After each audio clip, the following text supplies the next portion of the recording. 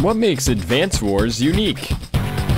Prior to the now famous Fire Emblem franchise, developer Intelligent Systems had made a different strategy game that predates the feudal tactical RPG. The simply titled Famicom Wars was released in 1988 in Japan, 2 years before Fire Emblem, and similarly had a lot of sequels before coming to North America. In 2001, 2 years again before Fire Emblem, Advance Wars was released for the Game Boy Advance and brought the turn-based strategy genre to the West. In fact, it was developed to target the Western audience as it wasn't released in Japan for another 3 years after its initial release.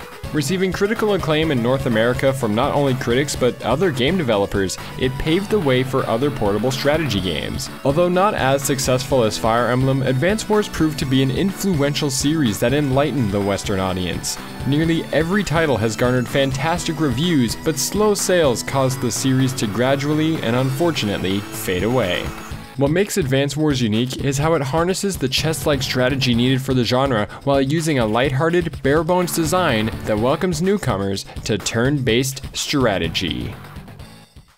It's hard not to draw comparisons between Advance Wars and Fire Emblem, as the games do look similar and probably share the same game engine. It's the modern time units that give the game its signature feel, and in Advance Wars, units are expendable. Units can be built from bases, airports, and naval ports. Constructing units is a big part of any strategy game, from infantry to fighter jets to battleships, and as the battle claims its casualties, more units are always readily available. The main resource of the game is money. Each building grants 1,000 funds at the start of a player's turn.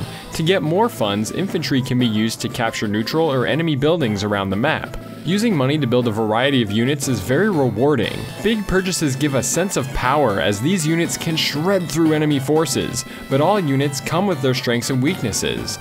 Anti-air units, unsurprisingly, destroy airplanes and helicopters with ease, but are weak to basic tanks and other ground units.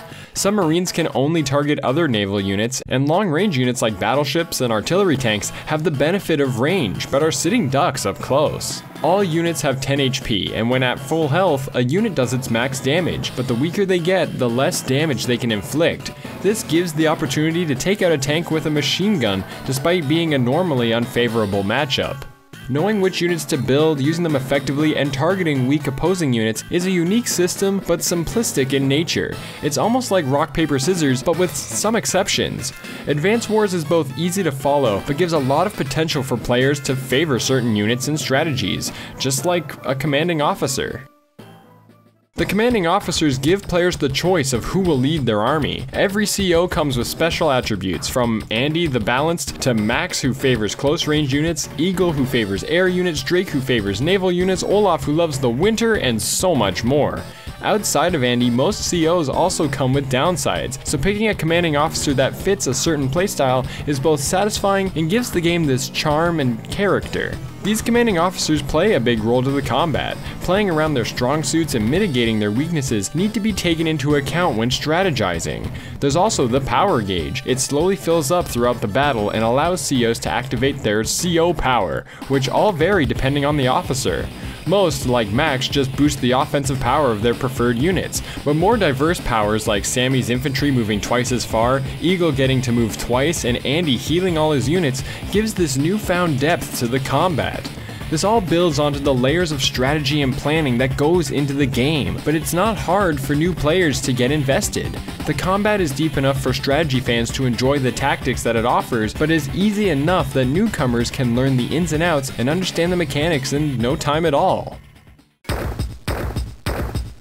There are a lot of subtleties to the game's mechanics. All vehicles slowly burn through fuel, most rocket-based attacks need to manage their ammunition, and damaged infantry can't even capture as fast as when they're at full health. But all the gameplay mechanics, from the simplest to the more hidden, are all learned through practice and example. Advance Wars was the West's first real turn-based strategy experience, and was a perfect addition to the Game Boy Advance library.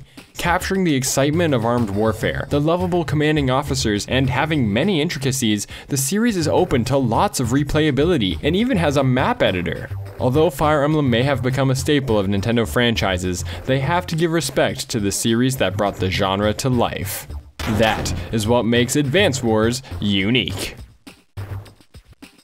If you enjoyed this video, hit that like button, and if you'd like to see more videos that discuss what makes any video game stand out, be sure to subscribe. Thanks for watching.